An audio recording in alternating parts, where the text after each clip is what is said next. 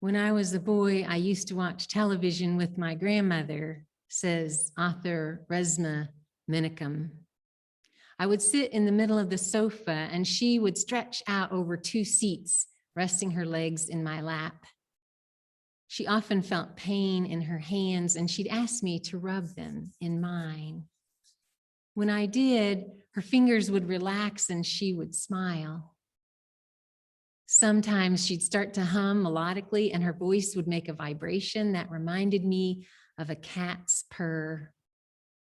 She wasn't a large woman, but her hands were surprisingly stout, with broad fingers and thick pads below each thumb. One day I asked her, "Grandma, why are your hands like that? Why are they so fat? They ain't the same as mine." My grandmother turned from the television and looked at me. "Boy," she said slowly, "that's from picking cotton. They've been that way since long before I was your age. I started working in the fields sharecropping when I was 4. I didn't understand. I'd helped plant things in the garden a few times, but my own hands were bony and my fingers were narrow." I held up my hands next to hers and stared at the difference. She said, "The cotton plant has pointed burrs on it. When you reach your hand in, the burrs rip it up. When I first started picking, my hands were all torn and bloody. But as I got older, they got thicker and thicker until I could reach in and pull out the cotton without them bleeding." My grandmother died last year, Resma says. Sometimes I can still feel her warm, thick hands in mine. Resma Menakem wrote a revolutionary book called My Grandmother's Hands.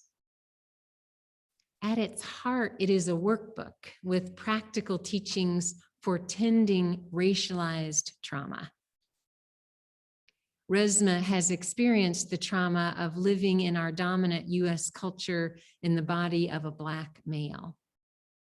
He experienced trauma during his years in Afghanistan, where he managed counseling services for 52 US military bases. He says, trauma always happens in the body. His book offers wisdom and body practice to heal the trauma. There are specific exercises in his book for white bodies, for Black bodies, and for police bodies to acknowledge and work with their own healing. He says if we are to upend the status quo of white body supremacy, we must begin with our bodies. His is a story of dedication to healing the wounds of the past 400 years since the first slave arrived on these lands. I say dedication because this healing will take time. Resma estimates it taking 9 generations for all of us to heal the racialized trauma we carry in our bodies. Rose is a neighbor of ours. She's 30 years old and currently lives in the Burn House family shelter at the Haven in White River Junction. She has shared her story freely on the Haven's website and speaks of her experience of being a person without a house. When she was 15, she was raped and became pregnant. She chose to keep the baby, but her family of origin was not stable with issues of alcoholism and mental illness. So Rose and her son spent years in the foster system.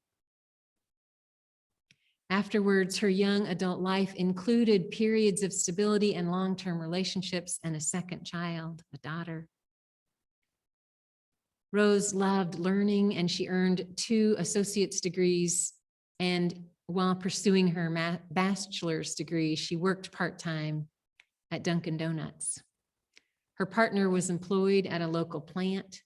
The couple was working to continue building their lives, their credit, and their resources. However, in a short period of time during the summer and fall of 2016, The plant shut down and her partner was laid off. Rose's mother had triple bypass surgery, and Rose suffered a stroke at the age of 24. She couldn't maintain classes, work, and caring for both herself and her mom, and started failing her classes. Their finances were already tight. She quickly went from a stable life to one in crisis. In the next 2 years, Rose's mom and dad both died in their 40s, and her relationship ended, and she turned to alcohol to cope. In 2018, she was evicted from her apartment, and her family became homeless. She has been focusing on her sobriety and keeping her family together, but it's been hard.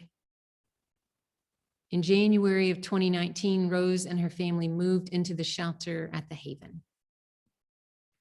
Communal living can be challenging, she says, but also she is so grateful.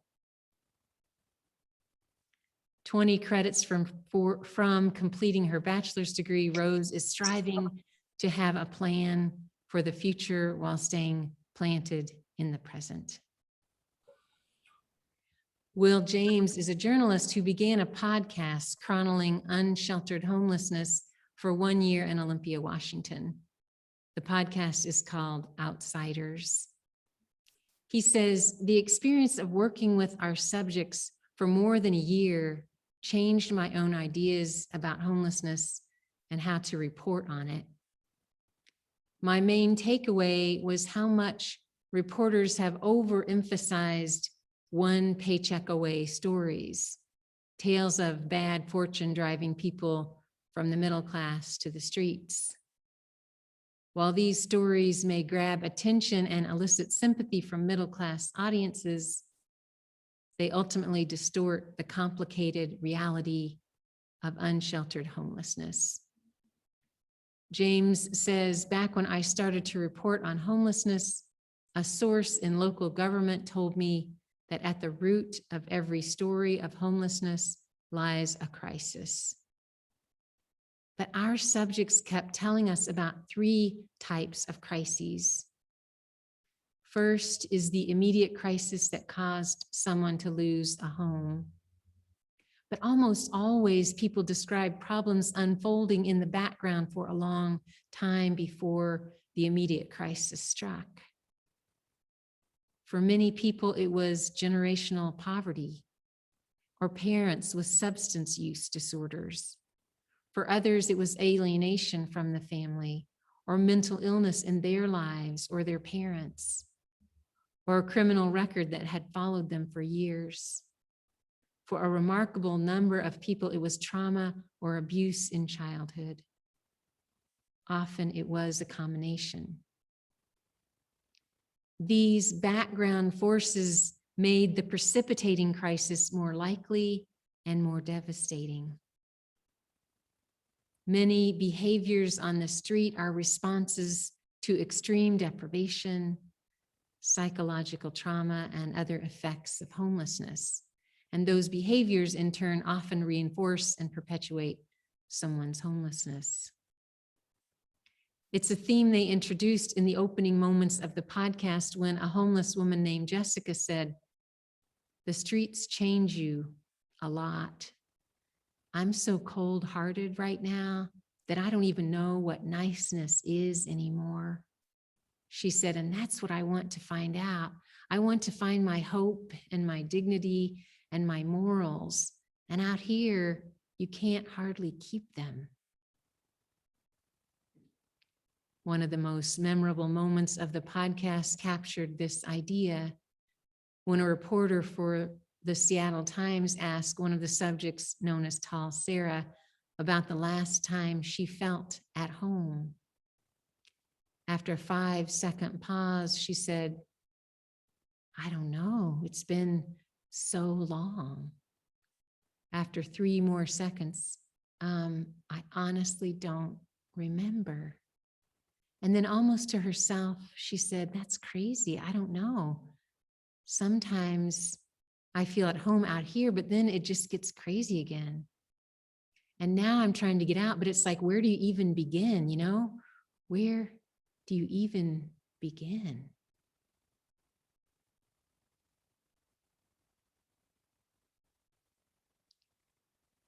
In 1968, Doug Peacock returned from 2 tours of Vietnam, where he was a Green Beret medic. He says that while he was in Vietnam, he carried with him a folded and battered map of Wyoming and Montana. Imagining that mountain wilderness, he said, gave him strength and courage in the painfully devastating work he was doing. It wasn't called post-traumatic stress syndrome when Doug returned home, but that is what he had. He took his battered map and went to live in the wildlands around Yellowstone National Park. There he found healing. There in the wilderness, he found purpose. He credits his life-saving nature experience mostly to the grizzly bears. Peacock says, grizzly bears are the one animal that shows us our own arrogance and our own absolute lack of humility in living in this world. You see a grizzly and you're aware of your place on the cosmic food chain, and you're not on the top. When you're in grizzly country, he says, you don't walk down the trails thinking about your stock portfolio or your girlfriend.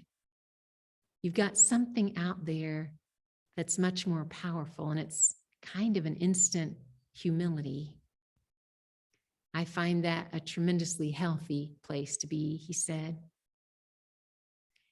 There are between 600 and 700 grizzlies around Yellowstone. They are on the National Threatened Species list. But that did not stop the previous US administration from trying to remove those protections. Plans were made to allow trophy hunting of grizzly bears in Wyoming and Idaho. Peacock and the nonprofit organization Earth Justice filed a lawsuit, and after 3 years of fighting, they won last July. A reprieve for the grizzly bears.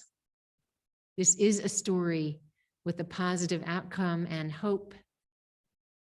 And also Peacock says with climate change, the potential of many more species becoming endangered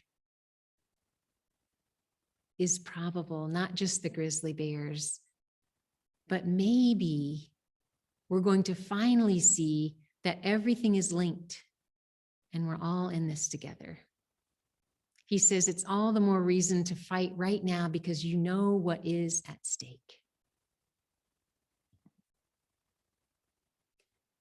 As Unitarian Universalists, our commitment to justice grows out of our affirmation of the inherent worth and dignity of all, and the knowledge that we are all connected. Each one of these 3 stories that I shared with you this morning intersect around trauma and the wounds encountered by being alive in this world. Traumas and wounds are the points where addictions of all kinds begin, of trying to distance ourselves from the pain. They are also the origins of violence and extreme ideologies. If society had a different story, a different narrative about how we deal with pain, this changed story could change the world we live in.